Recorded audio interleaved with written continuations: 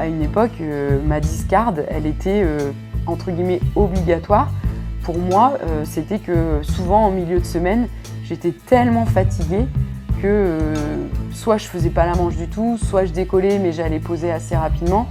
Et je l'acceptais parce qu'en fait, de toute façon, j'avais pas les moyens physiques de performer 5 jours de suite.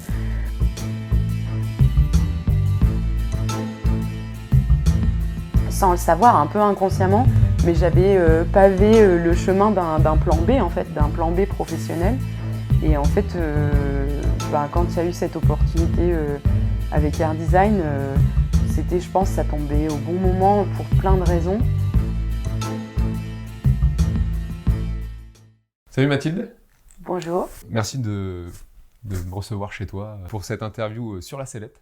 Dans cet épisode, j'aimerais qu'on parle un peu de tes débuts, de ton travail chez Air Design, de la compétition, du mental, voilà, des accidents, des vracs, faire le tour du parapente, de ta passion. Et pour commencer, est-ce que tu pourrais nous parler déjà pourquoi tu as commencé le parapente ? Moi, en fait, je suis arrivée à Grenoble pour mes études en 2009. Je suis originaire du Pas-de-Calais au départ. Et j'ai une famille qui a toujours aimé aller en vacances à la montagne, faire du ski l'hiver, de la randonnée l'été. Et en fait, je suis arrivée pour mon stage de fin d'études. Donc j'étais dans une filière plutôt de scientifique. J'étais à l'Institut des neurosciences de Grenoble. Et en fait, j'ai embrayé sur une thèse là-bas. Et dans mes collègues, je me suis fait une très bonne copine qui s'appelle Anouk, que je salue. Et en fait, elle faisait du parapente.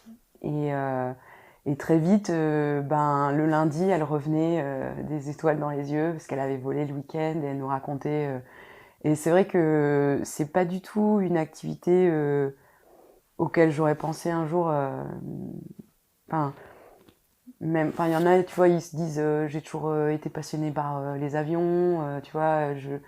Moi, pas du tout, vraiment. Tu n'avais pas la passion du vol particulièrement avant de découvrir le parapente. Okay. Ouais.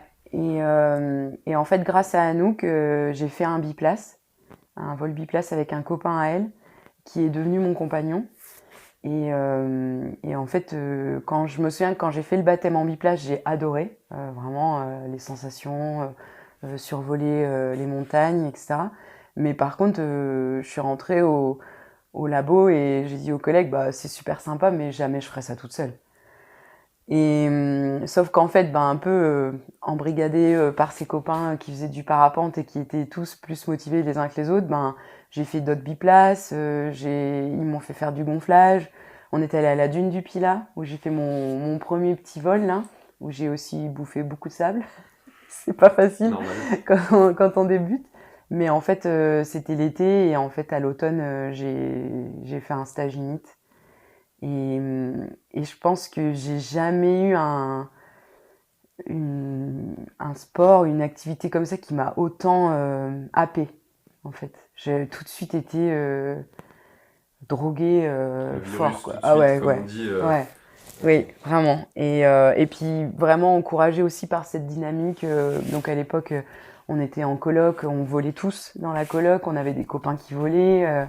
La dynamique de groupe est hyper importante pour le début. Ouais, j'ai été vraiment entourée, en plus voilà, par des pilotes qui avaient beaucoup d'expérience par rapport à moi et qui m'ont encadrée bien comme il faut.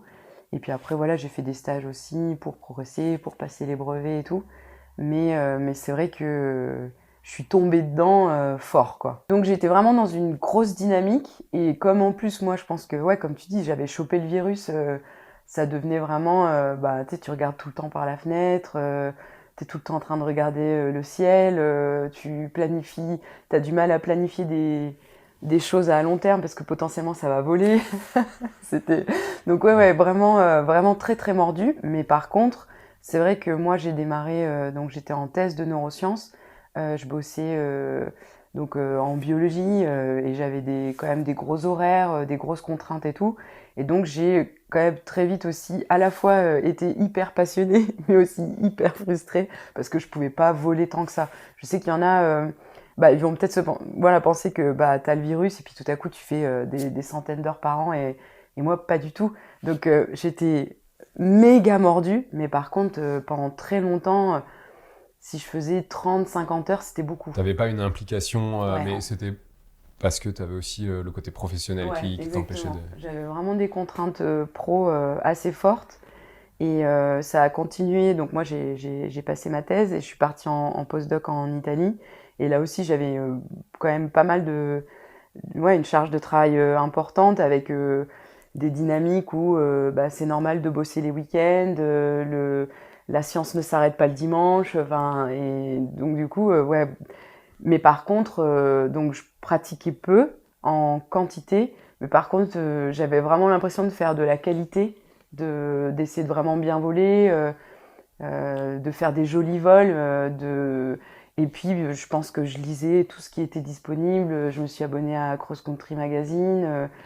J'avais eu la chance de connaître Honorin Amar parce qu'il était élève moniteur dans l'école où j'ai fait mon stage init. Tu l'as fait où du coup Chez Pégase et Particules à ouais. Alvar.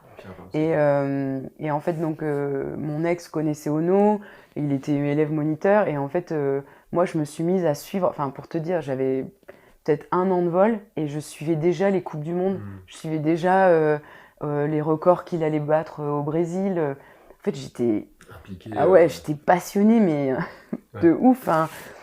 Je sais pas, tu me demandes de retenir certaines choses, je retiens pas du tout. Par contre, les noms des pilotes, les marques, les, enfin, comment ça marche un parapente, la météo, tout ça. Enfin, je me Tout suis... l'univers t'intéressait et il Ouais. n'y avait pas que le vol, c'était vraiment Ouais. l'univers qui était En fait, autour. voilà, vu que je pouvais pas trop pratiquer parce que j'avais pas forcément la disponibilité, bah, par contre, en dehors de la pratique, je me suis nourrie par tous les biais possibles. Donc voilà, je dirais un début où j'ai pas trop volé, mais j'ai progressé lentement mais sûrement. Et j'ai fait mes armes. Et en fait, ce qui a été un peu un switch, c'est quand je suis rentrée en France, donc après mon postdoc en Italie, où là, donc j'étais à nouveau à l'Institut des neurosciences. Et là, j'ai pris ma licence au Club Saint-Hilaire. Et je suis vraiment tombée sur une communauté hyper bienveillante et hyper bien organisée pour aller crosser, parce qu'ils organisent des week-ends navettes. Et du côté du boulot, et ben, j'avais une chef vraiment cool, avec qui bah, tout à coup j'ai pu dire un peu du jour au lendemain, bah, finalement demain je vais pas venir, il y a une belle journée. Et pour moi, c'était énorme le jour, je me souviens vraiment d'un jour, c'était pour un vol au col vert. Et donc tout le monde se motivait et tout, et moi en fait j'osais pas prendre ma journée quoi. Et puis c'est justement un gars du club, Mans, qui m'a dit enfin on a le droit à des journées de congé, tu peux demander quoi. Et en fait donc j'ai écrit un message à ma chef Isabelle en lui disant ah, demain potentiellement ça va. Et je m'attendais, enfin j'avais vraiment eu plutôt des difficultés de ce point de vue là dans mes boulots précédents, et là elle m'a dit super, fais un beau vol. Et ça t'a libéré ça m'a libérée. Mais je crois que c'est la première fois que j'ai passé les 100 bornes d'ailleurs.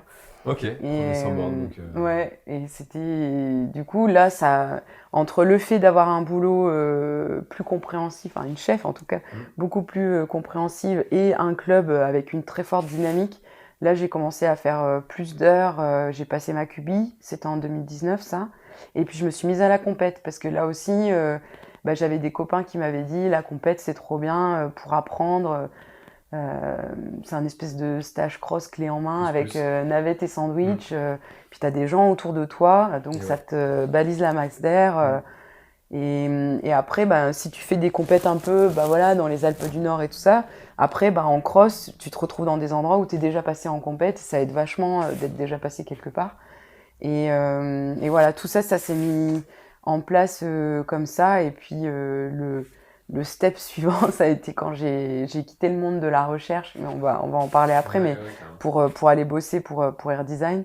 Et donc là, bah, je travaille et j'habite sur le plateau des Petites Roches. Donc j'habite à 3 minutes à pied du Déco Sud. Je peux voler entre midi et 2. Je peux aussi, voilà, les gens comprennent mon investissement dans la compétition et tout et tout. Et donc là, ça fait, je je pense que ça fait 2-3 ans que maintenant je fais 150 heures par an. Et voilà, c'est cool pour moi. Donc là, on arrive un peu dans le présent, c'est une transition parfaite. Donc tu disais, tu as quitté le boulot de recherche pour Air Design. L'idée dans cette reconversion, c'était de voler beaucoup plus. Alors, pas, Ou juste être dans le ça a milieu du été parapente. ça a été une conséquence très heureuse, mais non, je suis pas partie chez Air Design pour pouvoir voler plus. Non, en fait, on en parlera aussi peut-être plus tard, mais moi, c'est vrai que j'ai des problèmes de santé. J'ai une spondylarthrite ankylosante, donc c'est une maladie chronique inflammatoire et qui a commencé à me poser des problèmes en Italie. Et ça a mis quelques années à être diagnostiqué. Et c'est vraiment une maladie où voilà, on passe par des périodes de poussée. Donc on n'est vraiment pas bien. Et puis après, on est de nouveau bien. Et c'est un peu en dents de scie. Et c'est vrai que sur un boulot de chercheur, c'est pas facile en fait parce que je me retrouvais parfois à être en arrêt maladie. Et donc on est chacun responsable de notre propre projet. Et donc, quand tu te retrouves en arrêt, ton projet, il est stoppé. Et quand tu reviens, il y a des choses à mettre en place. Par exemple, on met des cellules en culture, ça prend du temps. Et en fait, ma maladie, elle avait quand même un peu un impact sur mon boulot, sur ma productivité. Et dans l'autre sens, c'est aussi un boulot où justement, on a des deadlines, on essaye de trouver des financements. Et c'est des choses qui sont assez stressantes en fait, et le stress est un facteur aggravant, déclencheur. Donc c'est vrai que j'aimais beaucoup mon métier de chercheur, mais j'avais pas toutes les capacités pour l'exercer aussi bien que je l'aurais voulu. Et en fait, au moment du confinement, le premier confinement, on était complètement chez nous, on pouvait pas être au labo. Et donc, quand on est chez soi et qu'on est chercheur, on n'a pas beaucoup de moyens de bosser parce qu'on peut pas faire nos expériences. Donc, en fait, on fait plutôt du travail de bibliographie ou de rédaction, et notamment de rédaction pour faire des demandes de financement. Et en fait, moi, je commençais un peu à être mal à l'aise avec certaines choses. Il y a des maladies qui sont plus ou moins à la mode, donc qui récoltent plus facilement des financements. D'accord. Il y a aussi des aspects très politiques, il y a des gens qui ont plus d'influence. Enfin, il y avait plein de petites choses. Ouais, ouais, en fait, petit à petit, entre le fait que ma maladie était quand même un peu un poids, et puis des choses un peu éthiques qui me contrariaient un peu, je sais pas, je commençais à être un petit peu mal à l'aise. Et en fait, en parallèle de mon métier de chercheuse, moi, j'avais toujours été impliquée dans le parapente. Donc, on le disait, très passionnée à lire, à écrire et tout ça. Et en fait, par ce biais de l'écriture et le fait que je parle plusieurs langues, j'avais dépanné des copains italiens pour traduire leur manuel d'un instrument. Et puis, j'avais été hôtesse pour la Coupe Icare, sur la Coupe Icare avec eux. J'avais commencé à écrire et à traduire aussi pour Cross Country Magazine. Ouais, j'ai traduit le livre de Kelly Farina, Mastering Paragliding. Et donc, c'était comme si, sans le savoir, un peu inconsciemment, mais j'avais pavé le chemin d'un plan B, en fait, d'un plan B professionnel.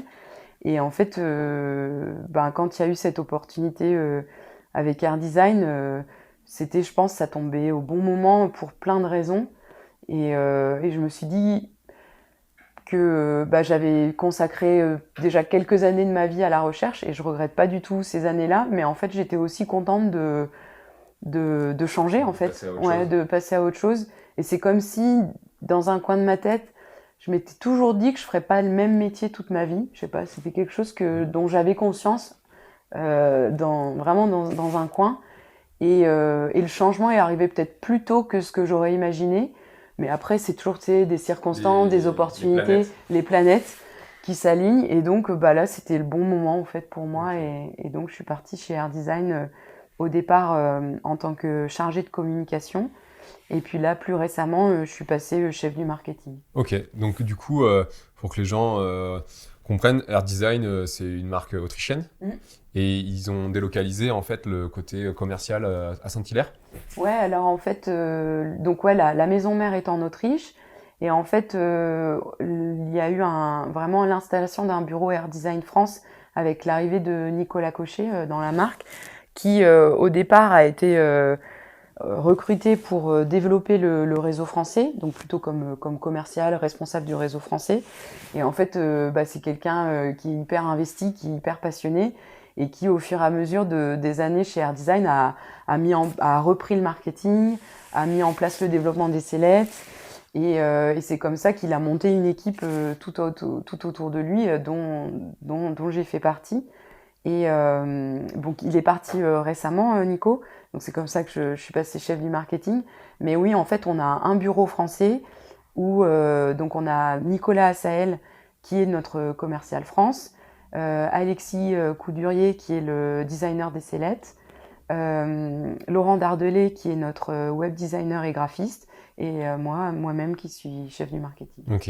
Et c'est vrai que Art Design, ils ont quand même une patte au niveau du marketing.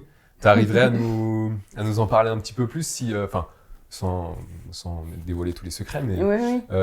sur cette patte un peu marketing que Art Design prend. En fait, donc Air Design à la base, c'est deux personnes, hein, c'est Martin Gossner et Stéphane Stigler, et qui ont un long passif dans le parapente. Ils ont bossé pour d'autres marques dans le passé, mais à un moment donné, ils ont fait le constat que en bossant pour un tel ou un tel, ils pouvaient jamais faire exactement ce qu'ils avaient envie de faire.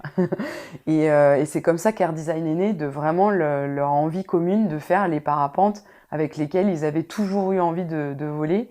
Et donc, ils ont quand même une pratique plutôt tournée vers le marché vol. Et c'est comme ça que est née typiquement la Suzy, qui a été, je pense, une des premières petites voiles double surface pour redescendre de la montagne, quoi. Ouais. Puis Avec un une comportement... vraie évolution aussi, au final, au niveau de la voile marché-vol. Ouais. Et ils ont fait l'UFO aussi, qui est une voile simple surface. Donc, ils sont vraiment partis sur ce créneau-là. Et en fait, quand Nicolas Cochet a repris les rênes du marketing, il a fait appel à vraiment une boîte de com pour essayer de donner une direction justement à la communication d'Air Design, et qu'est-ce que on pouvait mettre en avant pour se démarquer des autres. Et en fait, c'est vraiment ça qui est ressorti, c'est que Martine et Stéphane, ils en faisaient un peu qu'à leur tête. Ils faisaient les parapentes avec lesquels ils avaient envie de voler, des parapentes qui sont à la fois safe, parce qu'ils sont vachement... je pense qu'il n'y a aucune marque de parapente qui cherche à faire des voiles pas safe. Mais chez eux, on sent que c'est quand même un truc hyper important. C'est vraiment safety first et fun. Et parce qu'on peut aussi parfois avoir des voiles un peu fun, mais du coup, qui sont un peu plus exigeantes, un peu plus en termes d'homologation sur des rangs un peu plus élevés. Et voilà, ce qui est ressorti, c'était ce côté, on fait ce qu'on veut, on fait ce qu'on aime. Et le slogan qui est sorti de tout ça, c'est Break Your Own Rules. Et donc, moi, je suis arrivée, en fait, j'ai été recrutée. Au départ, on m'a dit, on va sortir, c'était la Rise 4, donc une B+. Et en gros, j'ai eu carte blanche pour faire la page web, mais l'idée, c'était de ne pas faire comme tout le monde, quoi. Et donc, moi, l'idée qui m'est venue, ça a été d'introduire la voile avec une petite histoire, en fait, donc comme une très courte nouvelle, mais où la voile serait mise en scène. Et ça, ça n'a jamais été fait auparavant, et ça permettait vraiment de plonger le lecteur dans... voilà, c'est une voile qui est plutôt faite pour ce genre d'aventure, pour ce genre de vol, et ses caractéristiques, c'est plutôt ça, mais pas dit elle vole mieux que la précédente, elle fait plus ci, elle est plus ça, mais vraiment, voilà. Donc ça a été un peu le point de départ. Et après, moi, je pense que j'ai beaucoup d'imagination, et à partir du moment où on me dit, l'idée, voilà, carte blanche, l'idée c'est de se démarquer. Et puis voilà, les brainstorming avec Nico et Laurent, notre graphiste, qui est pas qui fait très très sérieux comme ça quand on le voit, mais qui est vraiment pas le dernier pour avoir des idées un peu loufoques. Ouais. Et en fait, grâce à cette ligne de conduite, faites ce que vous voulez, mais l'important c'est de vraiment que la com soit à l'image des produits, et de se démarquer, et de pas faire une énième carte postale, voilà, d'une très jolie voile dans un très joli paysage. Et oh, surprise, elle vole mieux que la génération précédente. Bah, ça a fait qu'on a commencé à faire des vidéos avec des extraterrestres pour vendre l'UFO. On a commencé à mettre des photos de bananes dans notre presse écrite. Ouais, puis le parce côté que bande dessinée aussi. le côté bande dessinée, qui est top. ouais, voilà, avec la Livy où je suis partie vraiment sur les super-héros. Mais j'invite tout le monde à aller à aller lire les petites histoires sur le site web. Mais en fait, voilà, je pense que on essaye de pas se prendre la tête. Moi, je suis hyper contente de bosser pour une marque pour lesquelles voilà, j'aime l'état d'esprit, j'aime les produits. Et bah, du coup, j'ai pas trop de limites. Enfin, puis par exemple, pour une petite anecdote, hein, mais pour la Volt 4, je suis partie sur l'idée d'un téléachat et c'est quand même un peu dingue de demander donc aux 2 fondateurs de la marque de leur écrire un script et de leur dire alors voilà, vous allez être des présentateurs de téléachat et vous allez présenter la Volt 4 de manière complètement décalée et les 2 te disent ok, on le fait. Il y a une espèce d'autodérision un Ouais. petit peu, de pas se prendre au sérieux et de faire des voiles fun et du coup de faire une communication fun. Ouais. Ok. Ouais, et ça, enfin, moi, je pense que c'est peut-être là où je tire le plus de satisfaction parce que ouais, on fait des trucs qui sont un peu incroyables, quoi. Enfin, un peu, enfin, Ouais, ouais, puis il y a drôle. aussi, c'est ça qui amène un peu le côté réflexion dans le travail aussi, parce que tu as besoin d'imaginer quelque chose de différent, donc tu te dis pas je fais comme les autres, je fais juste un shooting et puis c'est bon. Mais par contre, il y a une petite histoire à raconter, Ouais. il faut se creuser un peu la tête. Ouais. Et là, dernièrement, tu vois, on a bossé avec Guillaume Broust, qui est non seulement un très bon technicien en tant que réalisateur, mais c'est aussi un gars qui a pas mal d'imagination aussi, qui essaye toujours de faire des films un peu décalés et tout. Donc forcément, avec Air Design, ça match forcément. Et c'était pour la SOR 2, donc notre dernière B+, légère. Et voilà, j'avais envie de faire quelque chose de différent. Et en fait, j'avais envie de le faire avec Guillaume parce que je sentais qu'avec lui, on pouvait... Et voilà, et ça se passe autour d'un café. Tu vois, on commence à discuter. Moi, je lui dis un peu des idées. Ça commence à être un peu un ping-pong. Ah oui, mais ça, on avait déjà un peu fait ça il y a quelques années. Ouais, mais tu vois, j'avais imaginé plutôt ça. Ah non, mais attends, tu sais ce qu'on pourrait faire? On pourrait faire ça. Ça En fait, s'engraine. et voilà, et à la fin, on se serre la main, on fait bon, alors on shoot quand et bah, le film de la SOR, là, il va sortir pour la Coupe Picard, donc je ne révèle rien, mais c'est encore un film quand même avec un twist assez original et j'en suis, c'est aussi une fierté, quoi. Hâte de voir ça. Ok, super pour le côté boulot air design, côté pro du coup. Ouais. Pour le côté perso du parapente, tu fais beaucoup de compétitions, tu as fait beaucoup de cross, tu as fait des podiums en CFD. Ouais. Est-ce que tu pourrais nous raconter tes premiers souvenirs de compétition et aujourd'hui comment tu te sens maintenant dans la compétition? Ouais, Là, est-ce que tu as arrivé à mettre le gap entre les deux, de voir les premières compétitions à aujourd'hui? Ouais, bah là, cette année, ça a été une grosse année pour moi en termes de volume de compétition et de résultats obtenus. Et c'est vrai que quand je regarde en arrière la petite Matmut, mon surnom c'est la Matmut, la petite Matmut qui a démarré, je pense ma première compète, j'étais en Golden 3, donc c'est une petite baie de chez Gradient. Et j'avais accompagné, donc c'était en Italie, et j'avais accompagné des copains sur une compétition, mais moi je pensais voler en libre. Et sur place, il m'avait dit « Mais non, faut que tu fasses la compète avec nous !» Et j'avais même pas d'instrument à l'époque. Et donc c'était quelqu'un, un pilote du club qui m'avait prêté un vieux GPS. En fait, je savais même pas comment ça marchait. Et je crois que j'avais même pas validé le start. Vraiment, c'était n'importe quoi. Mais j'avais aimé la dynamique. J'ai eu la chance aussi en Italie d'être dans un club vachement dynamique, les Ali Azzurre à Trento. Et ouais, en fait, ils m'ont. Là, ça a été un peu un. Oui, je me souviens de ma première compète parce que ça a été un peu un cafouillage complet. Mais par contre, je me souviens du coup de la deuxième où là, je suis arrivée avec un instrument qui marchait, rodé, quoi. un peu plus rodé. Et ouais, bah quand je regarde en arrière, ça me fait toujours un peu. Ça me paraît presque un peu vertigineux.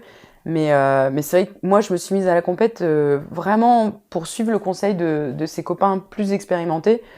Comme je le disais avant, hein, qui m'avait dit ça va te faire progresser. Ça va te faire progresser, ouais. Et c'est vrai qu'en rentrant en France avec le club Saint-Hilaire qui organise la compète sport de Saint-Hilaire, bah je sais plus si j'avais fait un podium féminin ou quoi, mais en tout cas je me souviens que j'avais bouclé et il m'avait dit faut continuer. Faut continuer, il y avait une motivation dès les premières Ouais, compétitions au ouais, final. ouais. Et en fait, j'aurais pas dit ça de moi. Je pensais pas avoir un esprit de compétition, mais en fait, assez très rapidement. Donc, je me souviens quand j'étais au Club Saint-Tite, donc j'avais plus ma Golden, j'avais ma Roche 4. Et en fait, je me souviens d'être arrivée sur une compète, c'était, je pense, à Bourg-Saint-Maurice. Et il y avait un gars qui avait la même roche que moi, même couleur, même sellette, c'est quand même incroyable. Euh, bah, je m'étais dit, bah, il faut voler mieux que lui, ou aussi bien en tout cas. Et j'avais déjà quand même cette notion de, l'important c'est de boucler, mais tu vas pas te comparer aux gars qui sont avec des voiles D ou. Mais par contre, les gens qui ont la même voile que toi, ben, il n'y a pas de raison. Et donc, je me suis assez vite prise au jeu de ça, De quoi. la compétition. De la compétition. Et puis après, en fait, le fait d'en faire, tu te fais des copains que tu retrouves d'une compète sur l'autre et il y a une saine émulation qui se crée. Là, typiquement, j'ai fait le Swiss Open à Verbier et on était en coloc avec des copains français et suisses. Et en fait, on se titillait sur qui allait arriver premier dans la coloc, quoi. Il y a une bonne ambiance quand même. Là, sur maintenant les compètes que tu fais qui sont quand même à un niveau assez élevé, ça se tire pas dans les pattes. Ça reste quand même Ouais. bon enfant. Non, non, bah c'est sûr qu'il y a des gens qui sont là pour gagner, il y a des gens, tu sens plus ou moins qu'il y a de l'ego, etc. Mais sincèrement, non, moi je trouve qu'il y a une très très bonne ambiance entre les compétiteurs et il y a un accès aux compétiteurs de haut niveau qui, enfin, je pense que c'est comme si tu faisais du football, même, tu vois, à un niveau un peu régional, c'est quand même pas demain que tu vas pouvoir parler très tranquillement avec Mbappé sur le terrain, tu vois. Clair. Ouais, Alors que nous, bah, on peut discuter avec Luc Armand, des gens comme ça qui ont une expérience incroyable et ils sont hyper accessibles, ils sont vachement dans le. Une mine d'or d'informations du coup, et Ouais, ils et te puis- donnent beaucoup de choses Ouais, aussi. ouais, vraiment. Tu vois, enfin là, au championnat de France, Luc Armand vient me voir, me demande comment ça va, tout ça, et puis je finis par lui dire que mon objectif de l'année, c'est de pousser plus sur le barreau, parce que c'est quelque chose qui me fait un petit peu peur d'être full bar. Ok. Et là, il me demande qu'est-ce que je ressens quand je fais du full bar, est-ce que j'ai un casque intégral, parce que l'air de rien, le casque intégral, ça fait moins de bruit, du coup, ça fait moins peur. Enfin, et entre guillemets, je lui avais rien demandé, tu vois, et tout à coup, t'as cette discussion avec quand même un gars qui est. Tu pourrais nous en parler un peu de ça justement, parce que je pense que ça marche aussi en cross, ce côté full bar. Donc full bar, pour les personnes qui savent pas, c'est pousser vraiment le barreau, l'accélérateur à fond pour essayer de gagner un peu en vitesse. Est-ce que tu peux nous en parler? Parce que là, tu parles un peu mental et c'est hyper intéressant. Je m'arrête 2 secondes sur ça. Le fait de pousser un peu le barreau le long des falaises ou enfin même dans le vol tout du long. C'était quoi cette conversation du coup toi, qu'est-ce qui te fait peur et Ouais. comment t'as pu débriefer le truc en plus avec Luc? Bah en fait, comment? Donc ouais, comme tu dis, moi je pense que il y a quand même. Alors, je pense que moi je suis entre guillemets une vieille pilote hein, désormais dans le sens où je vole depuis 12 ou 13 ans. Et donc moi j'ai quand même commencé le parapente avec des voiles déjà qui fermaient beaucoup plus que les voiles actuelles et en plus encore plus accélérées à fond parce que donc l'angle d'incidence augmente et donc on est plus sujet à une fermeture et comme en plus on a plus de vitesse, ben ces fermetures il y a aussi plus d'énergie donc en gros une fermeture accélérée à fond est plus impressionnante qu'une fermeture bras haut. Et donc, je pense que moi, j'ai quand même, voilà, j'ai démarré avec des voiles qui fermaient plus facilement et quand même avec un peu un discours ambiant sur et le full bar, ça fait peur parce que l'aile, elle ferme et moi, c'est vrai que j'ai progressé en parapente en faisant jamais de full bar, quoi, honnêtement. Ok. Donc même, j'ai commencé à crosser, à faire des 100 bornes, j'utilisais jamais mon accélérateur à 100%. Et j'ai commencé la compétition et j'utilisais jamais mon accélérateur à 100%. Et bah, ça t'apprend à voler un peu plus intelligemment Bien parce que sûr. je pense que, et d'ailleurs ça c'est quelque chose que Maxime Pinault par exemple dit énormément, quand les gens pensent voler vite et notamment en termes de moyenne horaire, le full bar bien sûr fait partie de l'équation mais c'est pas du tout le seul élément et tu gagnes beaucoup plus à être très efficace en thermique dans le sens très efficace dans la prospection, tu passes pas 3 plombes à faire le moustique pour trouver le noyau, ensuite bah, noyauter tout de suite, vite et Efficacement. bien, efficacement, et ensuite quitter le thermique avant qu'il s'essouffle. Et donc là, tu as énormément de choses qui rentrent en jeu. Bah, déjà, ouais, le thermique, les zones de navigation, les placements, les lignes. Et en fait, il y a plein de paramètres où tu peux voler vite sans avoir touché trop à ton Il y a accélérateur, plein de quoi. boutons et en fait, on veut absolument utiliser Voilà. celui qui fait ah, c'est la vitesse, l'accélérateur comme sur une voiture, Voilà. mais en fait, on comprend pas qu'il y a plein d'autres Voilà. boutons à Et toucher moi, pour en ça. fait, sûrement parce que bah, j'avais un petit peu cette peur un peu ancrée du full bar, bah, moi, j'ai beaucoup travaillé sur les autres boutons. Et le full bar, bah, ça restait un peu un truc que je verrai plus tard, je verrai plus tard. Et puis bon, là, c'est vrai que je fais de la compétition à plus haut niveau depuis 2 ans. Et là, malheureusement, bah, tout le monde a bossé Et sur tous les boutons et le full bar voilà, aussi. t'es obligé, tu vas Et être voilà. obligé d'augmenter le volume du full bar. Exactement. Et donc, bah pourquoi ça fait peur moi, bah, donc moi, je vole en Zeno 2 et qui est une voile vraiment très rapide, accélérée à fond. Et genre, il y a vraiment, quand tu passes, donc moi j'ai 3 barreaux. Mon premier barreau, c'est à peu près 50% d'accélérateur. Le deuxième, c'est genre, je pense, c'est un bon 2 tiers. Ouais, 75%, on va dire. Ouais, Et ensuite, mon full bar, c'est 100%. 100%. Et genre, même si c'est entre 80 et 100, ben, quand tu passes du deuxième au troisième barreau, il y a Il y a une vraiment un... espèce de tension dans la Ouais, voile, du vent il relatif y qui a... arrive, Exactement. et Mais c'est pas une bonne le pire, sensation. c'est que, et ça, je travaille dessus, hein, dès que tu passes plusieurs minutes accéléré à fond, tu finis par t'habituer à, bah, justement à cette impression de vitesse, etc. Mais c'est vrai que c'est quelque chose qui, moi, m'impressionne. Et puis, je pense que bah, voilà, j'ai énormément de croyances. Elle va exploser, elle va me péter au visage et je ne vais pas savoir quoi en faire. Mais bon, il y a plein de choses à mettre en place. Par exemple, je pense que c'est très bien de faire du sieve parce que bah, justement, on se met un peu dans des situations compliquées, mais avec quelqu'un à l'oreillette, dans un milieu aménagé, sécurisé. Et ça permet bah, d'avoir confiance en ses capacités de pilote.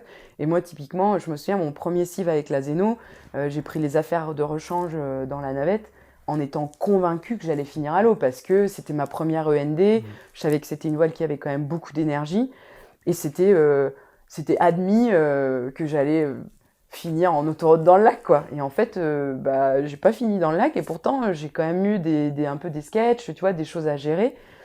Et bah, ça, forcément, ça fait du bien pour se dire, bon, je suis... Alors c'est sûr, hein, c'est une chose d'être en cive et une autre en milieu réel, Avec l'aérologie du avec jour. l'aérologie du jour, etc. Mais quand même, je pense que moi, j'ai fait pas mal de cives depuis quelques années et ça m'a quand même conforté. A priori, je fais pas de grosses bêtises de surpilotage, je panique pas, je suis plutôt calme en fait.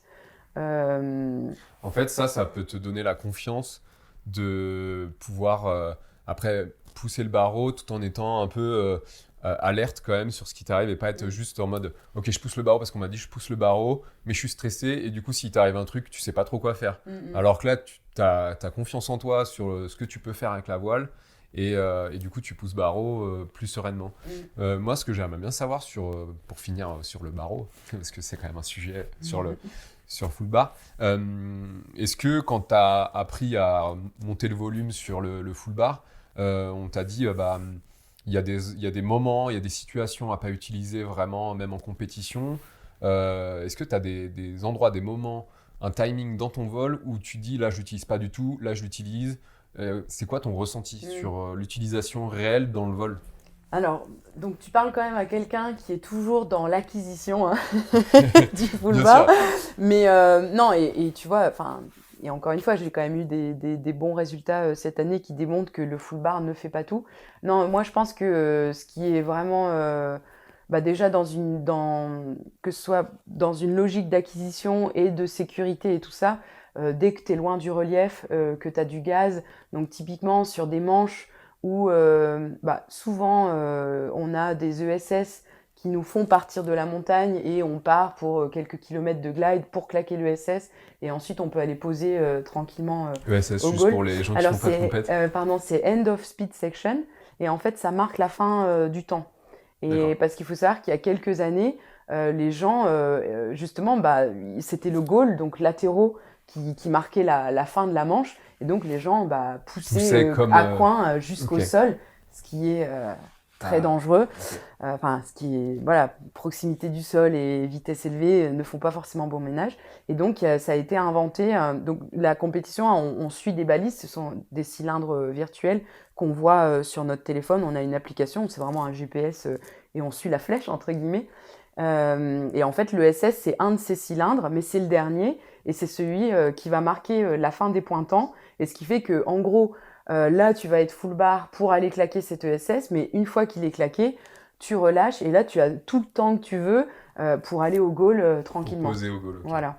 Et le SS, il est à la verticale du goal? Pas Pas forcément. forcément. Non, Ok. non, pas Donc c'est forcément. une ligne d'arrivée qui peut être Qui un peut peu être avant. ouais, et du coup parfois il faut avoir en tête c'est une chose de claquer le SS, mais il faut quand même pouvoir revenir Avoir, au goal. avoir assez de marge pour Voilà, aller au goal, sinon tu boucles exactement. pas, quoi. Ouais, ouais. Ou Ok. alors parfois on est obligé on fait le SS et puis on s'arrête à nouveau en thermique et ensuite on peut aller faire le goal. Ok. Mais Et du donc coup, ouais, ouais, je t'ai non, coupé. non, pas de souci. Mais donc du coup typiquement ces final glide où t'as fait un gros plein et tu traverses une vallée, enfin t'es sur plusieurs kilomètres où t'as voilà pas trop de relief ou quoi. C'est cadeau. Là Mathilde t'es obligée de faire du full bar. C'est pas Volume acceptable à fond. voilà. Mais après comment? En gros, la théorie du McCready, et il y a Baptiste Lambert qui a fait une très bonne vidéo là-dessus. À partir du moment où on a des thermiques avec des voiles de compétition, hein, on a des thermiques à 2,5, on peut être full bar tout le temps. Ok. Donc, Après, en... j'allais dire, c'est au cas par cas un petit peu Oui, aussi oui, de se dire, là, je pousse proche du relief, mais oui, peut-être que je m'éloignerai plus, mais je profite moins du thermique. ouais. Non, mais typiquement, je pense c'est un que peu ça, sur quand même. déjà, chacun a ses marges, etc. Mais, mais moi, par exemple, je vole beaucoup à Saint-Hilaire, forcément, et j'ai jamais fait le Saint-Hénard full bar. Mhm. Je le fais accélérer, mais je vois pas, de toute façon, ça monte. Ouais. À un moment donné, voilà, je pense vraiment qu'on a plus intérêt à être meilleur dans nos raccroches et dans notre Complètement. capacité à vraiment optimiser le thermique plutôt que d'avoir gagné 4 km/h à ras le caillou. Donc non, en fait, il y a vraiment... il faut le prochain interviewé, ce serait Damien Patou, parce que lui, il est vachement fort sur ça, le régime de vol, quoi. Est-ce que ça vaut le coup de pousser autant? Mais en gros, il y a quand même beaucoup de compétiteurs qui me disent que, bien sûr, on a des phases de full bar sur une manche de compétition, mais on est souvent quand même plutôt au- on est quand même toujours en train de revenir au deuxième barreau. Il y a quand même aussi, comment dire, parfois il vaut mieux être un petit peu plus lent mais plus serein que typiquement Que full bar mais dans le pendu rouge, à tes arrières, faire de la complètement dans le muscu rouge, et tout. en hypoxie. Donc, mais ça se travaille, c'est sûr que ça se travaille. Et voilà, des choses comme en faire, plus t'en fais, plus t'es à l'aise, plus tu connais ton aile aussi, t'affines tes sensations. Point de vue mental, ça devient moins quelque chose de. En fait, moins t'en fais, plus c'est stressant quelque part. Et c'est normal, t'en fais peu, et du coup, quand t'en fais, t'es à nouveau frappé par, on disait, le vent relatif, par l'aile qui a un comportement un peu plus... Tendu. Et voilà, et en fait, plus t'en fais, plus c'est quelque chose qui devient... L'idée, c'est que ça devienne quelque chose. Alors, je vais pas dire anodin, parce que c'est jamais anodin d'être full bar, mais au moins d'acceptable dans le vol, dans tes capacités de pilote, etc. Pour faire la transition avec le cross, est-ce que toi, tu arriverais à dire si tu voles différemment en compétition et en cross? Je suppose que oui, mais est-ce que tu as un état mental dans lequel tu te mets en compétition qui est peut-être différent que celui quand tu es en solo en cross? Peut-être que la compétition te pousse plus, peut-être que en cross, t'es plus...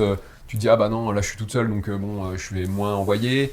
Est-ce que tu peux nous décrire un peu ton état différent entre le cross et... Alors moi, c'est vraiment deux pratiques que j'aime énormément, l'une autant que l'autre, mais qui, pour moi, sont quand même... qui se complètent, mais qui sont quand même assez différentes. Et en fait, moi, ce que j'aime dans le cross, c'est... déjà, j'aime bien le travail préparatoire.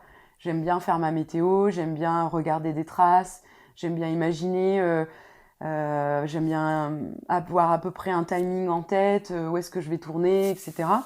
Donc là, il y a un énorme travail préparatoire que tu peux ne pas avoir en compétition parce que l'organisation te dessine les manches, te fait la météo. T'arrives, voilà, c'est tout cuit et t'as juste à voler, quoi. C'est différent.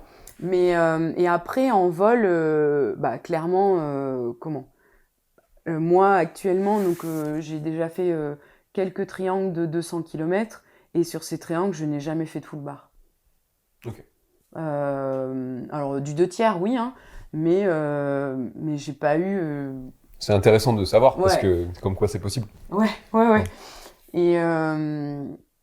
Et après, dans quel état je suis? Je suis plus dans un état... alors souvent, même si c'est pas comme en compétition, on est énormément de pilotes, je vole souvent avec des copains. Et moi, ça, j'aime bien, le côté j'avance, tu me rejoins, et puis après, c'est toi qui avances, je te rejoins, ce petit travail d'équipe. Et puis de partager ça, en fait. De partager le vol.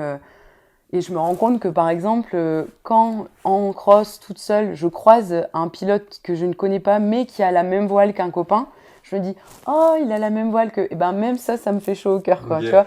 Donc, je pense que, en tout cas, moi, mentalement, j'aime bien ou avoir des copains, ou me faire des copains. C'est lui. Voilà, en me disant « Ah bah cool ». Enfin, tu sais, c'est vrai, des fois, tu te retrouves avec un autre pilote et tu fais un bout avec. Un petit bout et tu sais pas qui c'est. Après, tu essaies de le retrouver sur... Exactement. Et j'aime bien, voilà, ce côté-là de partager. Enfin, typiquement, des fois, t'es en cross, t'as fait un point bas et tout à coup, ça sort, et t'es avec ce pilote qui est inconnu, mais en fait, ça y est, t'as un truc en commun avec lui. On est sortis tous les deux, t'exultes dans le thermique et ça, c'est... Et après, donc ça, j'aime beaucoup. Et après, le cross, c'est long. Hein, c'est quand même... on vole toute la journée. Plus long qu'une compétition, du coup. Ouais, souvent, les manches de compétition, on va voler, allez, je dirais au max 4 heures, tu vois, 4-5 heures. Alors qu'un cross, tu peux voler jusqu'à... Bon, moi, j'ai jamais fait 10 heures, mais j'ai déjà fait 9 heures, je crois. Voilà, 9 heures de vol, ça fait long. Et donc, c'est un peu un voyage, en fait. C'est comme... puis surtout, quand tu arrives justement à faire un beau vol en triangle, quand tu vois la journée passer, tu vois, enfin, tu regardes l'heure. J'ai passé toute la journée à voler. Il est 13h, bim, j'ai fait mon point, je me retourne, 17h, bim, je me retourne. Et puis, tu vas poser et le soleil... tu vois la lumière décliner, t'as fait un voyage, quoi. Donc, pour moi, le cross, c'est un voyage, ouais. Et avec ces moments, bien sûr, de stress, d'adrénaline et tout ça, hein, mais au long cours, tu vois, un truc au long cours. La compétition, donc on disait moins de préparation, même si moi, ça me fait du bien. Si je vais voler dans un endroit que je connais pas, je vais quand même aller sur X-Contest, regarder un peu des traces. Ouais, s'il y a eu déjà des compètes de fête, je vais regarder un peu les manches qu'il y a eu pour voir un peu ce qu'ils proposent. Mais par contre, t'arrives le matin, tu sais pas tu vas faire 60 bornes, 100 bornes, tu sais pas par où on va partir au nord, au sud. C'est pas toi qui décides, quoi. Donc ça, pour moi, c'est très différent parce que je te dis, j'aime bien préparer mes vols et je pense que ça, c'est quelque chose auquel maintenant ça va mieux, mais pendant un moment aussi, j'étais parfois prise au dépourvu quand les choses se passaient pas comme prévu, parce que j'aimais bien, tu vois, je suis un peu carrée, et je vais passer là à telle heure, et l'adaptation en vol, la créativité, c'était quelque chose qui pouvait un peu me manquer, et donc là, la compète, c'est, voilà, on fait avec ce qu'on te donne, et puis par rapport au cross, donc c'est beaucoup plus court, c'est beaucoup plus intense, et t'as vraiment l'impression que tu passes ton temps à prendre des décisions, regarder, observer, prendre des décisions. Ce que en cross, je pense que je fais aussi, mais de manière, je sais pas, c'est comme si tout était un peu plus, tu sais, le temps, tout est un peu distendu. C'est comme un élastique, tu vois. Et par contre, en compète, c'est tac. Les décisions, parce que tu as beaucoup de gens qui attaquent et qui prennent des décisions, et du coup, tu es tout le temps dans un truc où il y a toujours quelque chose qui se passe. Ouais, et puis par exemple, quand on a la manche au briefing, ce qui est hyper intéressant, c'est quand tu as des balises où il n'y a pas une option possible pour aller à la balise. Potentiellement, il y en a deux, et on verra sur le moment, quoi. Et en fait, quand on part au start, faut vraiment imaginer, tout à coup, tu pars vers donc un cylindre invisible, et tu as 130 personnes autour de toi. Enfin, tu as quand même des visions comme ça qui sont assez incroyables, et ça y est, c'est parti, quoi. Les chevaux sont lâchés. Et puis, voilà, donc tu claques le start, bim, on se retourne, et déjà là, des différences se font, parce qu'il y en a, tu sais pas comment ils font, mais ils sont toujours plus hauts. T'en as qui ont vraiment un profil d'attaquant, donc ils vont partir très bas devant. Et donc, t'es déjà en train de... Toi, t'as un peu préparé, mais t'as aussi les conditions du moment. Est-ce que les plafonds sont montés entre le moment où on est monté au déco et puis le moment où, ça y est, on est en vol et on fait le start? Comment est le vent? Typiquement, là, moi, je reviens du British Open à Saint-André, et la première manche, il fallait aller faire une balise. Et en gros, l'optimiser, donc la ligne, la flèche, hein, vraiment, te faisait aller dans une direction. Mais en fait, ce jour-là, il y avait une rue de nuages où tu te disais, non, justement, t'as vu des gens qui sont restés sur la flèche, et t'en as d'autres qui se sont dit, dont moi, ils se sont dit, non, les nuages, c'est mieux, ça flotte, tu vois. Et en fait, comme tout est plus rapide, tu as quand même des vitesses moyennes qui sont assez élevées sur les compétitions, et que tu as d'autres compétiteurs qui te marquent la masse d'air. C'est un jeu perpétuel de qu'est-ce que je fais, qu'est-ce qu'il fait, next step. Et ouais, en fait, tu passes ton temps à prendre des décisions en fonction de ce que tu as observé, quoi. Et donc, tout à coup, je sais pas si tu te retrouves à enrouler en thermique toute seule, les autres, ils te manquent, tu vois. Pourquoi je suis toute seule? Ouais, voilà. Et en fait, tu t'habitues à voler dans cette énergie qui pousse à aller vite, à optimiser, et c'est assez grisant, en fait. Et tu le ressens après, le gain de niveau dans le cross quand tu pars toute seule? Ou est-ce que tu arrives à le faire switcher, à le transférer? Je pense que en termes de, justement, de maximisation du thermique, pas s'arrêter. Par exemple, si on a une journée où on a des +3, sauf si tu te retrouves un peu bas et en galère, on s'arrête pas dans un +1, tu vois. Donc, dans choisir les thermiques et puis enrouler juste ce qu'il faut, et parce que ça sert à rien, en fait, par exemple, quand tu commences le cross et que tu as une voile pas très perf, on te dit tu fais tes plafs, quoi, parce qu'en plus après tu vas tomber comme un caillou en transition, donc tu maximises tes plafs. Et en fait, moi, assez rapidement en compète, j'ai réussi à me dire, aujourd'hui, si tu t'arrêtes à 1008, c'est bon, il n'y a pas besoin de plus, tu vois. Et après, la journée peut changer, il faut s'adapter, mais je pense que ça, l'optimisation de la zone de navigation et l'optimisation du thermique, ça m'a... Ouais, et puis après, peut-être que je m'en rends pas compte, mais le fait de prendre des décisions comme ça très rapides en compétition, après, justement, en cross, j'ai l'impression que c'est méga cool par rapport à la compète. Mais par contre, je pense que le cross, moi, me sert en compète, parce que, justement, si on fait des manches un peu tricky en montagne, où il y a des options, moi, je vais avoir des réflexions, tu vois, je vais regarder l'heure et je vais me dire... ok, là, ils nous font basculer en face ouest, mais en fait, il est 13h30. T'as peut-être intérêt à trouver quelque chose avant parce que ça va pas. Et en fait, t'as des compétiteurs qui vont y aller, ils vont se dire ah merde, en fait, ça marche pas, il est trop tôt. Et moi, je me le suis dit avant, quoi, tu vois. Et donc ça, je pense que c'est assez intéressant parce que dans les compétiteurs, t'as vraiment tous les profils des gens qui ont démarré très jeunes, qui sont passés par le pôle espoir, des gens qui ont commencé adultes, mais alors ils ont tout lâché, ils ont tout de suite fait 300 heures par an. Enfin, on est vraiment, on arrive tous avec notre bagage, notre historique et tout. Et moi, je pense que je suis contente d'avoir mon bagage de crosseuse, je trouve qu'il me sert. Ouais. Ok. Et du coup, tout à l'heure, tu nous as un petit peu parlé de ta maladie. Aujourd'hui, on sait que quelqu'un qui veut crosser, il faut, pour quelqu'un qui travaille, il faut que ça soit un week-end, que faut que ça soit la bonne journée, que l'état mental soit bon. Donc ça fait quand même pas mal de planètes à aligner. Et là, j'ai envie de dire, toi, t'en as une en plus. Comment tu gères ce truc-là pour tes crosses surtout? Parce que pour la compète, je me doute que c'est un peu défini, mais quand on sait pas quand la journée tombe et que ça peut tomber vraiment... En fait, je dirais surtout, on voit bien, c'est vrai que comme tu dis, les bonnes journées 5 étoiles, plafond haut, pas de vent, elles sont quand même assez rares. Et ceux qui peuvent être dispo ces jours-là sont les chanceux. Mais en fait, moi, je pense que j'ai toujours été habituée à pas pouvoir pratiquer autant que je voulais, parce que au départ, ça a été plutôt à cause du boulot, puisque j'avais beaucoup de... Ouais, je faisais vraiment des grosses semaines de boulot et je pouvais pas me libérer comme je voulais. Donc j'ai quand même été assez rapidement habituée à être frustrée, entre guillemets, mais je le dis justement, à pas m'en cogner justement la tête contre le mur. C'est comme ça. En gros, être un peu philosophe et se dire on a toute la vie pour voler. Donc bien sûr, ce jour-là, je suis frustrée parce que je ne peux pas voler et les copains vont y aller et tout ça, mais il y aura d'autres bonnes journées. Et donc ça a démarré plutôt, on va dire, pour des raisons pro. Et par contre, quand je suis tombée malade, là, il y a vraiment un facteur en plus parce que si c'est une bonne journée mais que t'as pas du tout la forme,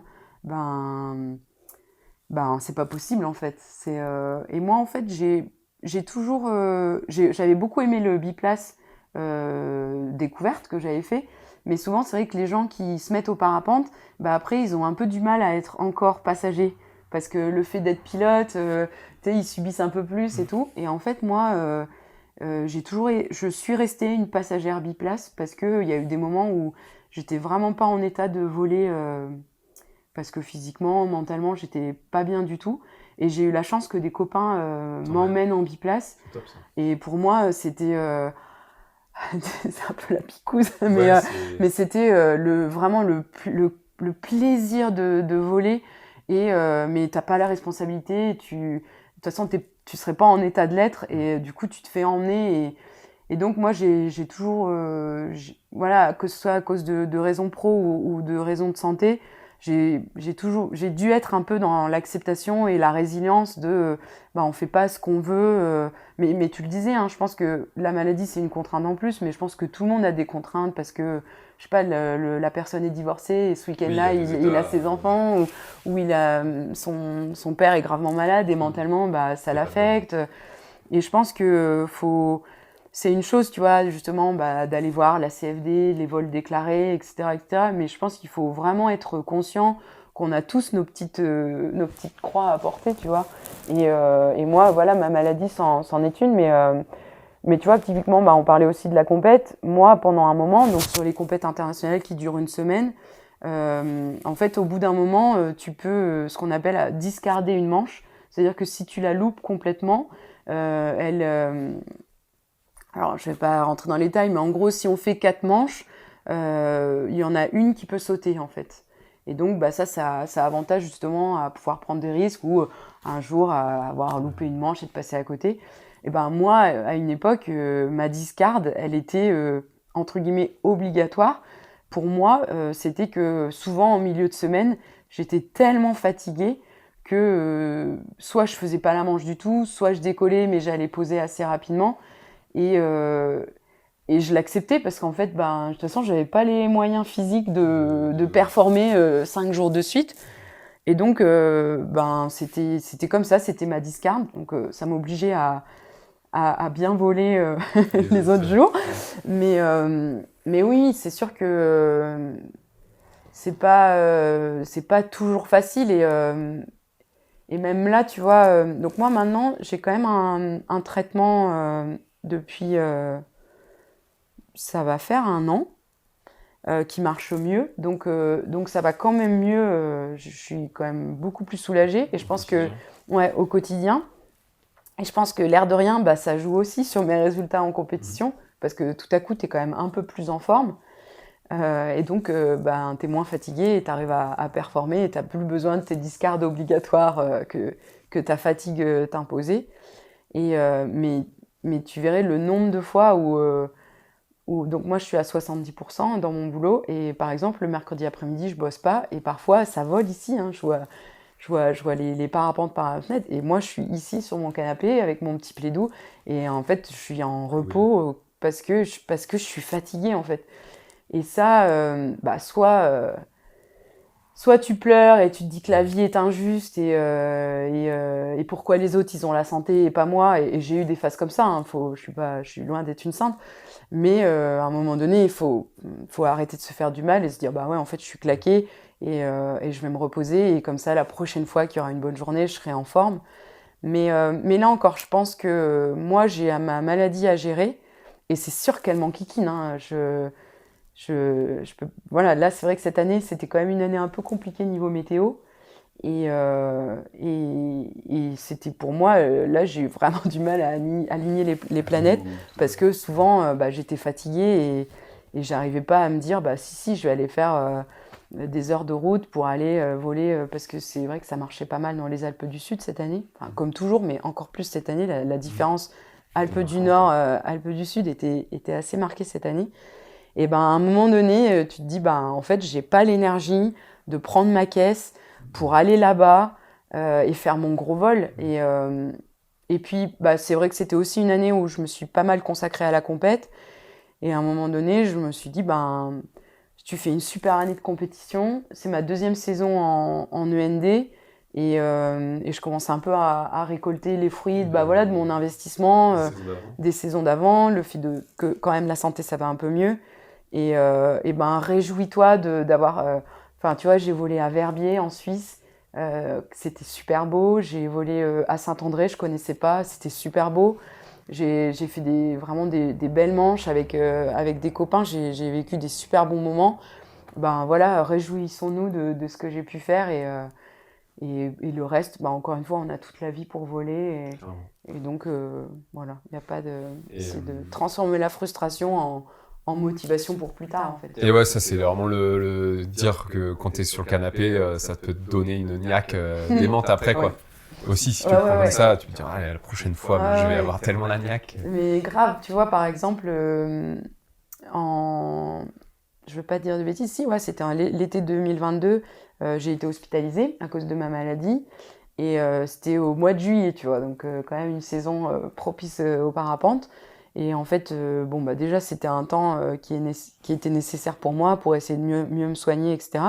Et en fait, j'ai fait pas mal de visualisations pendant ce séjour. Donc, voilà, je m'imaginais décoller, tu vois, vraiment reprendre les élévateurs, mettre les freins en dragonne, et puis décoller et voler, etc. Et en fait... je pense que le lendemain de ma sortie de l'hôpital, j'ai fait quand même un joli triangle depuis Saint-Île en reliant la Bastille, le lac du Bourget et le Grand Arc.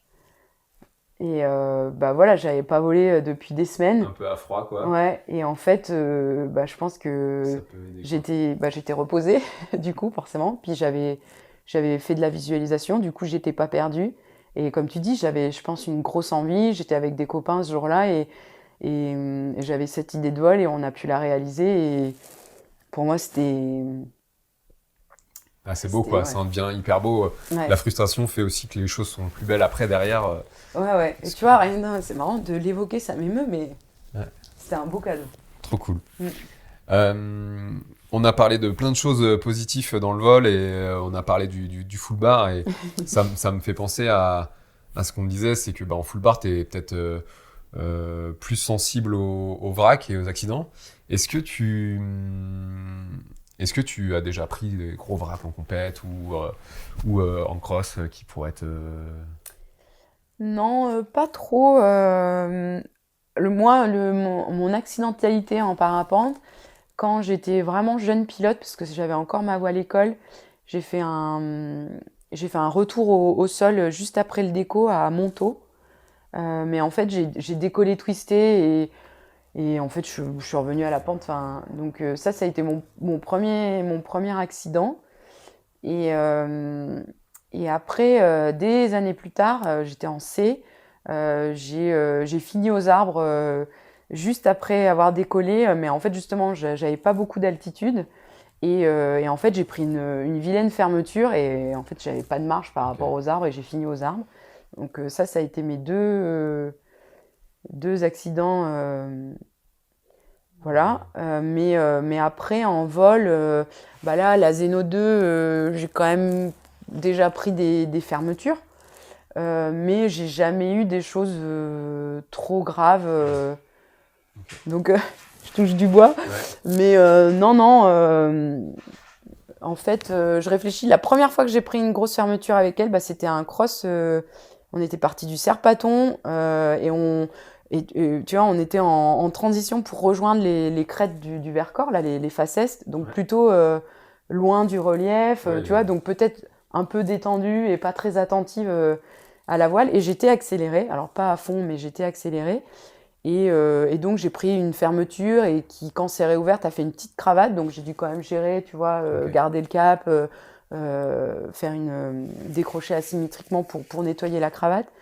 Et après, là oui, forcément, on compète cette année à Bourg-Saint-Maurice, dans un thermique un peu dégueu sous le vent. Voilà, j'ai pris une demi-aile. Après, il se trouve que j'ai dû couper les joncs de ma... Oui, j'avais vu ça sur tes réseaux. de ma Zeno parce que elle Il y était avait un petit devenue souci, un petit peu énervée et ça c'était trop tendu du coup. Les Ouais, joncs trop étaient trop tendu. tendus dedans. C'est ça. Et c'est en fait une différence un peu de vieillissement, d'évolution du matériel entre les joncs qui sont en plastique et le tissu de la voile qui a tendance un peu à se rétracter. Et donc les joncs étaient trop longs, et ce qui fait que la voile devient beaucoup plus agressive et elle ferme beaucoup plus facilement. Et oui, là par contre, j'ai fait la première manche du championnat de France qui était quand même une belle manche de, je crois, de 90 km entre le Semnoz et Mieuxy. Ça te met pas en état. Et là, j'ai eu beaucoup de fermetures au Parmelan, avec des asymétriques qui partent côté relief. Là, j'ai posé, j'étais contente d'être posée vivant en pause et content. Mais surtout, je me disais, je veux plus voler avec cette voile. Tenez, j'en veux plus. Et donc, encore une fois, j'ai eu la chance que Luc Armand soit sur place et qui m'explique comment faire, etc. Donc ça, c'était pas très cool, mais en fait, c'était un peu un défaut de vieillissement. Voilà. Peut-être refaire un petit calage sur ce truc-là. Et puis là, comment je pense que t'es pas sans savoir que on a quand même été très touchés au championnat de France par le décès de Timo Leonetti. Et c'est sûr que je pense que chaque pilote, après, justement, avec son propre mental, sa propre histoire, a été touché de plus ou moins de façon différente. Moi, ça m'a quand même confirmé que j'adore la compète, j'adore le cross, mais j'adore surtout vivre.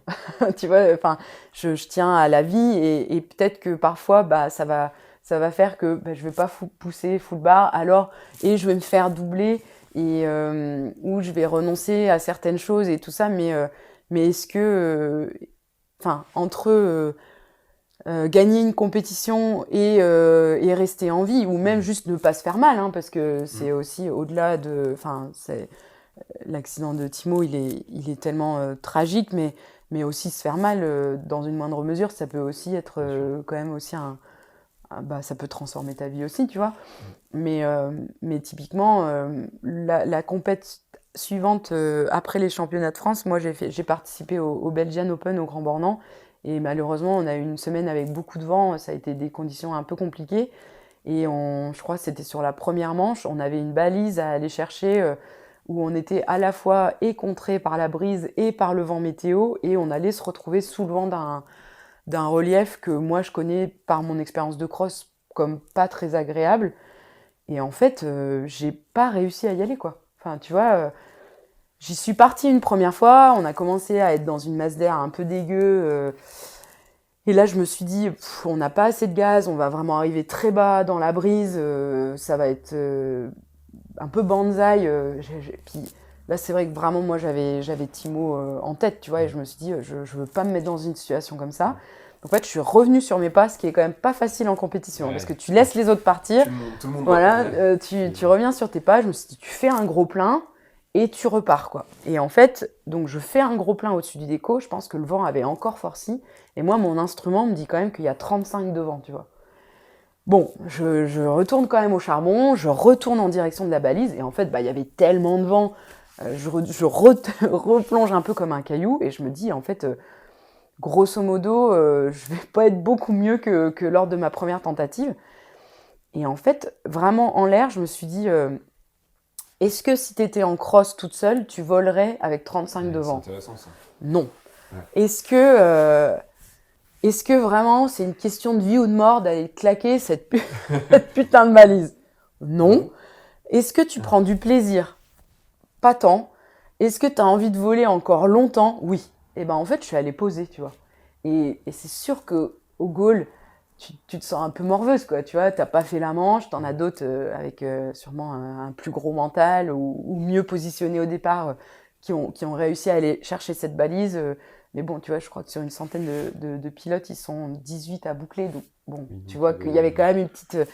Et j'ai quand même un copain qui fait partie de ce groupe-là qui me dit que dans les Aravis, il n'avait jamais eu des conditions aussi dégueulasses. Ouais, donc en fait, après, il faut prendre la mesure aussi. Voilà. Faut aller discuter. Alors, c'était comment ? Ouais. Bon, oui, puis si le gars te dit que c'était bien, Ouais. bon, tu te dis, ouais, mon œil. En fait, c'est bien aussi. Je pense que c'est hyper important de confronter, en gros, ses croyances, ses peurs un peu ancrées et la réalité des faits. En fait, si ça se trouve, c'était pas pire. Ça se trouve, c'était pire. Ouais, voilà. Non, mais voilà. Et je pense que c'est bien de pas se dire, de toute façon, j'ai eu raison. Non, c'est important de savoir se remettre en question. Mais par contre, c'est vrai aussi que vraiment ce jour-là, et à l'issue de cette compétition-là, et je pense aussi brassé par l'accident de Timo et le fait d'être allé poser alors que certains non, tu réfléchis quand même justement à ta pratique, à ce que tu mets dans la compétition, à ce que tu mets dans l'engagement. Et moi, je me suis dit, je pense que je suis sûrement pas la pilote au plus gros mental. Ça, je pense que il faut le dire. Mais et donc, il y aura sûrement à l'avenir encore d'autres circonstances où certains se débrouilleront mieux que moi parce que plus gros mental, plus grosse technicité, tout ce que tu veux, voient le plus perf. Et au moins, tu es en accord avec toi-même. Mais voilà. Mais en fait, à un moment donné, j'accepte que mon niveau et mes résultats en compétition seront peut-être pas toujours le top du top. Il y aurait peut-être mieux à faire, mais au moins, je me respecte et je reste en vie. Et peut-être des fois, voilà, pour finalement, c'était pas pire. Mais mieux vaut regretter d'être au sol que d'être en l'air. Et voilà. Et je pense que pour moi, l'enchaînement de l'accident tragique de Timo au championnat de France et ce Belgian Open où on a vraiment eu des conditions pas faciles en termes de vent, de conditions, etc. C'était un peu un moment aussi un peu charnière dans ma pratique et mes progrès en compète et tout, de me dire pose-toi 2 minutes et réfléchis-y. Ok, t'es en accord avec toi-même sur cette idée que parfois ça te jouera des tours d'être trop conservatrice. Oui, mais je préfère comme ça en fait. Ok. Voilà. C'est respectable complètement en plus, je trouve, d'être vraiment en accord avec soi-même et pas de se dire je fais quelque chose qui est presque un avatar. C'est quelqu'un qui aurait un plus gros niveau alors que... Enfin, d'être à côté de la plaque, en fait. De son niveau, de son mental, et de dire, je vais faire comme lui. Et en fait, c'est pas du tout toi, quoi. Okay. Et attention, je porte pas du tout de jugement pour les gens, justement, qui ont un plus qui ont un plus non, gros mais... mental, qui osent plus et tout ça. Mais je pense que voilà, chacun vient avec ses propres bagages, sa propre expérience, sa propre histoire. Et moi, je suis faite comme ça, entre guillemets, et je l'accepte. Et forcément, hein, la compète, ça oblige à se dépasser, et c'est très bien, et j'apprécie ce côté-là, mais j'ai pas envie de me faire peur inutilement, entre guillemets, quoi. Pour revenir un peu sur le côté mental, parce que je trouve que des fois c'est un peu flou, je sais qu'ils en ont un peu parlé à la X-Alp. Tu sais, ce côté un peu, c'est à celui qui aura le plus de mental, mais en fait, sous ce mot mental, on dit c'est plutôt celui qui va engager le plus possible sa vie.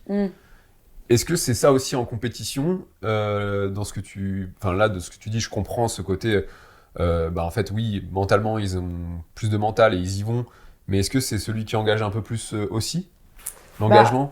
Moi, je pense que déjà, la notion d'engagement, elle est vraiment propre à chacun, mais aussi, un truc que je trouve hyper important d'avoir en tête, c'est que mes marges ne sont pas les tiennes et ne sont pas celles de Kriegel Maurer ou d'Honorin Amar.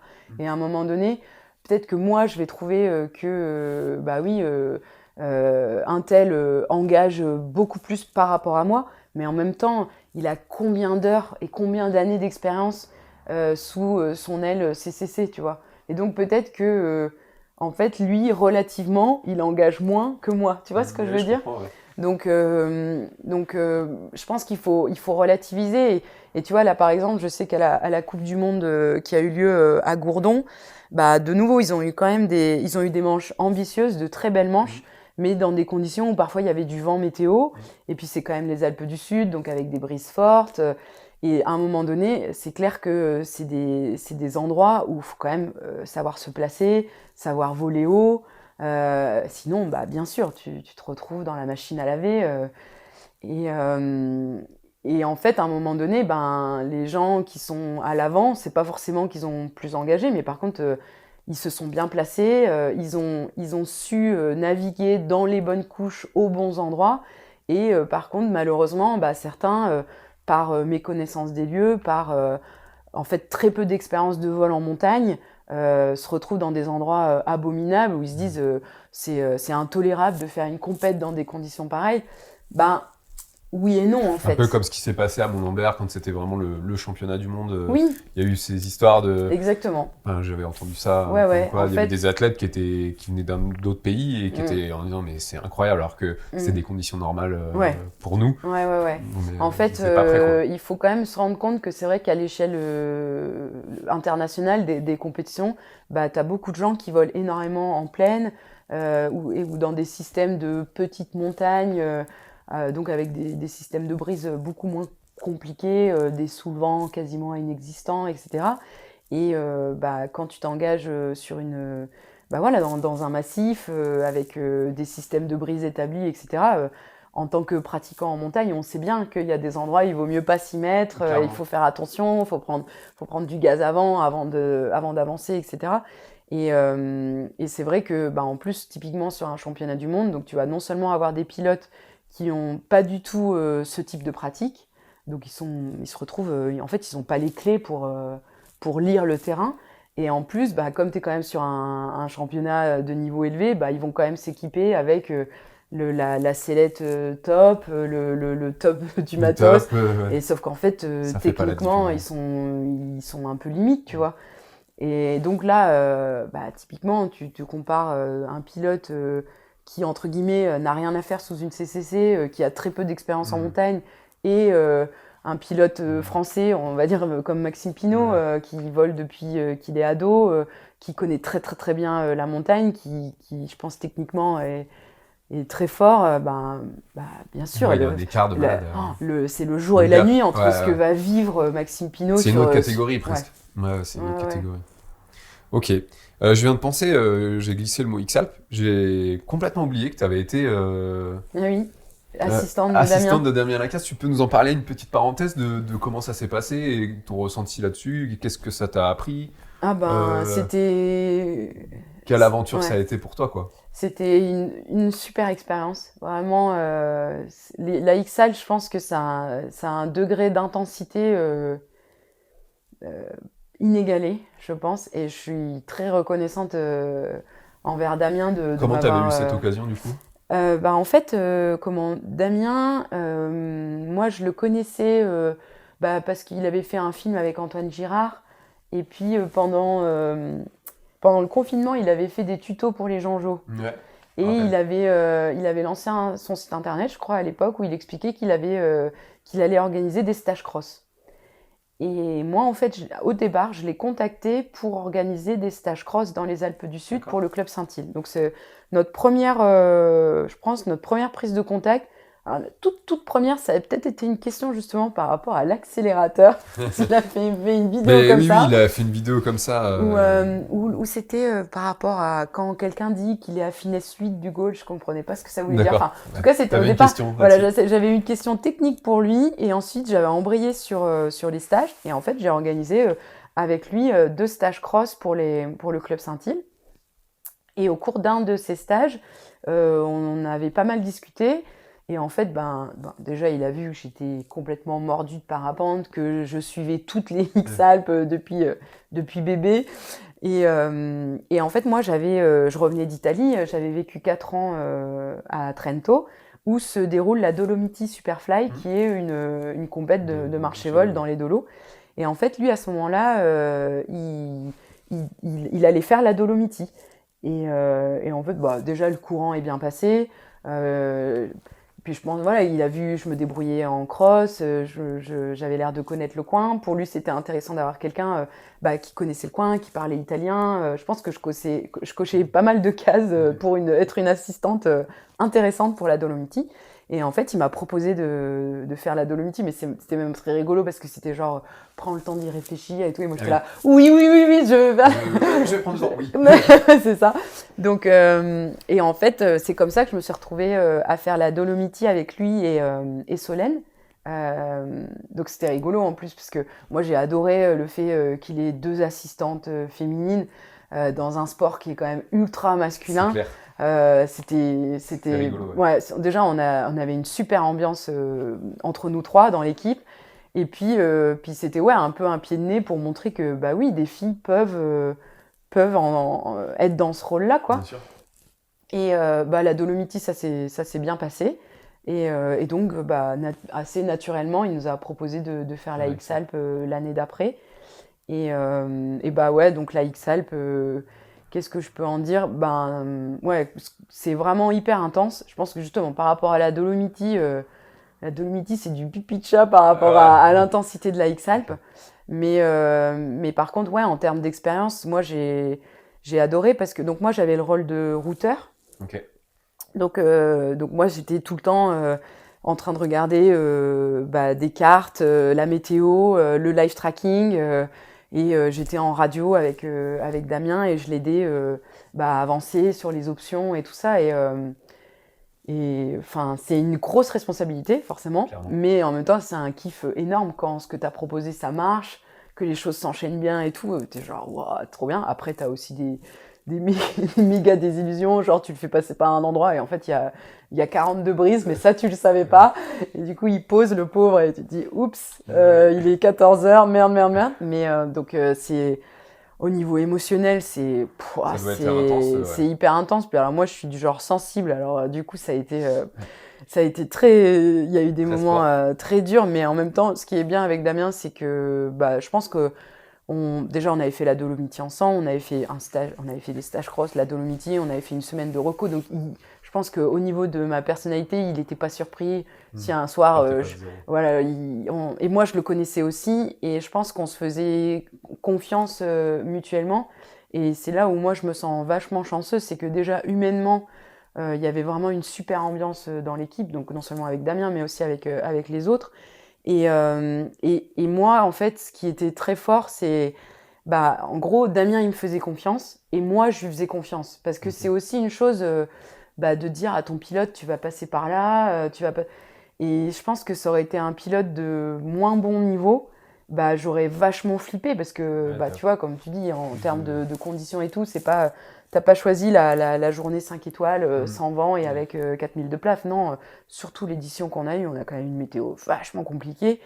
Et pour moi, c'était hyper important de guider Damien en ayant confiance en ses capacités de pilotes, et ouais, c'était pas un honneur, mais tu vois, je suis vraiment fière d'avoir participé à ça et d'avoir eu cette relation vraiment privilégiée avec lui pour, euh, pour faire cette première Exalp qui était une première pour tout le monde. Euh, mais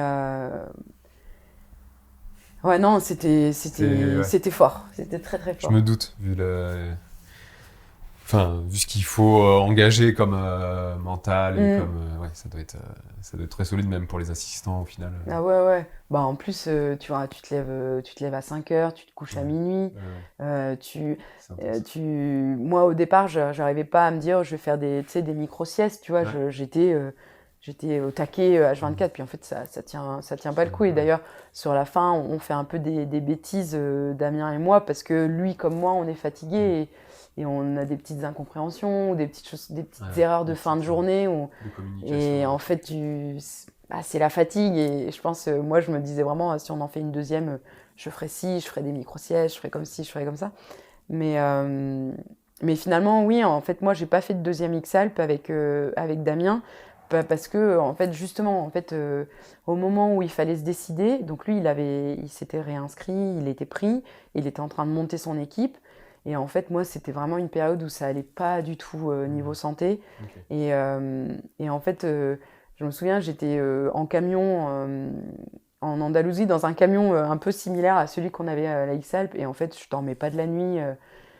J'étais vraiment, mais même mentalement, du coup, vraiment dans le dur, très dur. Et en fait, tu vois, Damien, il était en train de faire son équipe et je me suis dit, je peux pas faire une X-Alp si je suis dans cet état-là. Mhm. Parce que moi, je me suis déjà retrouvée, tu vois, à aller aux urgences à cause de ma maladie, parce que t'es tellement mal que. Et je me disais, t'imagines, t'es au beau milieu de l'Autriche et t'as le Mhm. routeur, il faut aller à l'hôpital pour elle parce qu'elle est elle est complètement en vrac. Et en fait, je me suis pas sentie de me réengager sur cette deuxième X-Alp. Et en fait, c'était au moment où justement j'allais commencer un nouveau traitement.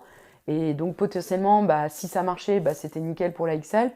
Mais si ça marchait Il y pas, avait un il risque y que avait ça quand même un risque fonctionne pas. que je sois que je me mette en danger, que je mette en danger l'équipe, quoi, Ok. que je pénalise l'équipe, tu vois, à cause de ma santé. Et donc, il fallait prendre une décision, tu vois. Et à un moment donné, il faut qu'il ait son équipe, c'est normal. Et donc, et en fait, je me souviens, ce qui est cool, c'est que voilà, on a toujours une très bonne relation avec Damien et j'ai pu lui expliquer tout ça et il a compris. Mais c'est vrai aussi que, en fait, j'en suis venue à me dire, si finalement le traitement marche et je retrouve à peu près une santé normale, peut-être que je serais contente de l'utiliser pour moi. Tu Ouais. vois ce que je veux Ouais. dire? Et parce que, l'air de rien, sur des compètes comme ça, tu te plies en Ouais, quatre tu pour plies en quatre l'athlète, pour quelqu'un d'autre. pour Ouais. l'équipe, tu mets de côté des choses, Mhm. et tu donnes tout, quoi, pour lui. Et c'est vrai que peut-être voilà à ce moment-là où vraiment j'étais pas bien physiquement, mentalement, etc. Je me suis dit peut-être que si ça va mieux, j'aurais envie d'en profiter pour moi tout simplement un peu Mhm. égoïstement. Mais C'est un peu normal. oui, Ça oui, non, va. mais puis je pense que tu vois, il avait une super équipe sur cette deuxième édition, beaucoup moins amateur, tu vois, beaucoup moins dans la Mhm. première fois, tout Plus rodé et un plus peu peut-être. rodé, plus axé sur la perf. Et la preuve, voilà, Il est parfait. Ouais. il a fait une magnifique deuxième place. Mais, mais voilà, je l'ai encouragé pendant toute la X-Alp. Il sait que s'il a quoi que ce soit, à n'importe quel moment, il peut m'appeler. Trop bien. Et on a quelque chose qui nous lie à jamais, entre Bah ouais, guillemets. sur une aventure pareille, Mm, t'es obligé d'avoir un lien hyper fort même après. mm. Euh, pour conclure un peu l'épisode, est-ce que tu as envie de parler de quelque chose d'autre? Est-ce que tu as envie de passer un message? Est-ce que voilà, il y a quelque chose dont tu voulais parler en particulier? On peut prendre un peu encore le temps. Ben, ce qui me vient, c'est que on est quand même, on fait un sport qui est incroyable, qui est juste magique, et c'est pas donné à tout le monde de voler. Et je pense qu'on est quand même peut-être particulièrement, tu vois, dans le bassin alpin là, Annecy, Saint-Île, on est quand même vachement tourné vers la perf et on encense vachement la perf. les kilomètres. Et c'est normal, hein, ça fait aussi évoluer le sport, ça fait rêver, ça nous fait nous dépasser et tout ça. Et je suis la première à aimer faire des gros crosses, etc. Mais je pense que si j'avais un message à passer, ce serait que c'est génial, voilà, de se lancer des défis, d'avoir envie de faire plus, plus loin, plus haut, plus vite. Mais de toujours se rappeler que c'est magique de voler, c'est une chance vraiment incroyable. Enfin, pensons à ces milliards d'individus qui ne savent pas ce que c'est de voler et qu'il faut pas déjà être obnubilé par la performance, faut pas être élitiste en considérant que justement les gens qui se contentent de faire du bocal, de faire du soaring, de faire des vols du soir, en fait chaque pratique est respectable et louable et en fait l'important c'est que chacun y trouve son plaisir en sécurité et il n'y a pas un modèle préconçu où en fait dans ta vie de parapentiste, ton but dans la vie ça va être de faire 200 bornes, ça va être de mettre des points à la CFD, ça va être de gagner un championnat du monde. Et je sais que ça peut paraître un peu bizarre de la part de quelqu'un qui justement fait de la CFD, fait de la compétition, mais en fait moi quand je pose mon gros sac là avec qui a beaucoup de ballast pour pouvoir être perf et tout ça, je prends autant de plaisir, si ce n'est plus, à prendre ma toute petite voile légère et à me faire un vol rando et à monter à la dent. Et juste parfois, si justement on est un peu frustré, parce qu'on s'est peut-être un peu trop focalisé sur la perf, sur des objectifs à atteindre, etc., se rappeler qu'on fait un sport qui est juste merveilleux et que l'important c'est de le faire le plus longtemps possible et donc de se faire plaisir et pas trop basculer voilà, dans l'élitisme et la frustration. Quoi. Ouais, de toujours garder ce regard un peu qu'on a au début, je trouve, qu'on perd un peu si on pense qu'à la perf et finalement on voit plus que ça alors qu'on oublie qu'on a des montagnes magnifiques et qu'on a encore plein de choses à découvrir et que finalement c'est pas juste les numéros et on peut juste faire une dent de crawl. On en parlait avec Antoine Boisselier qui me disait non mais en fait moi juste je fais une dent de crawl, je suis méga content parce que tu gardes aussi la vision, c'est aussi ta vision elle est tout le temps kilomètres, voilà, frustration, CFD.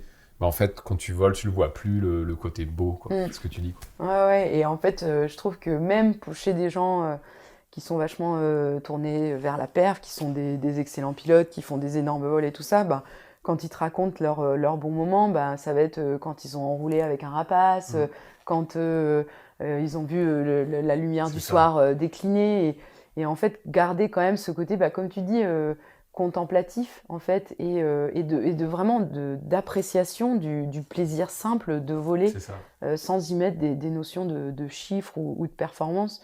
Et je pense que c'est hyper important de garder cet équilibre-là. Et moi, typiquement, c'est vrai, hein, là, je me mets à la compétition, j'ai des objectifs, j'essaye de, tu vois, bien sûr, et là, je suis très contente, j'ai gagné des compètes, j'ai fait ma première Coupe du Monde cette année, j'ai vécu des choses incroyables, mais donc j'ai ce côté compétitif, et je m'en cache pas, mais je pense aussi que j'ai vraiment bien en tête que le parapente, c'est magique, et ça, c'est peut-être aussi le fait d'être malade, tu vois, parce que j'ai connu des périodes où je peux pas voler, et tu comprends la chance que c'est. Et tu comprends la chance que c'est et le plaisir que ça t'apporte. Du coup, t'es jamais blasé, même d'aller faire un petit marché vol après avoir fait de la compète. Du coup, t'es pas là, je pose mon sac au placard pendant la prochaine. Non, le parapente sous toutes ses formes, à la dune, les petits vols rando, les vols de restite. Il y a du plaisir vraiment dans chaque pratique, juste parce que c'est magique de voler, quoi. C'est ça mon message, c'est magique de voler, ne l'oubliez pas. Super message de fin. Voilà. Merci pour d'avoir accepté mon invitation en tout cas. Voilà, et puis merci pour à bientôt l'invitation. sur le plateau de Saint-Hilaire. Avec plaisir. Merci Mathilde. Je t'en prie.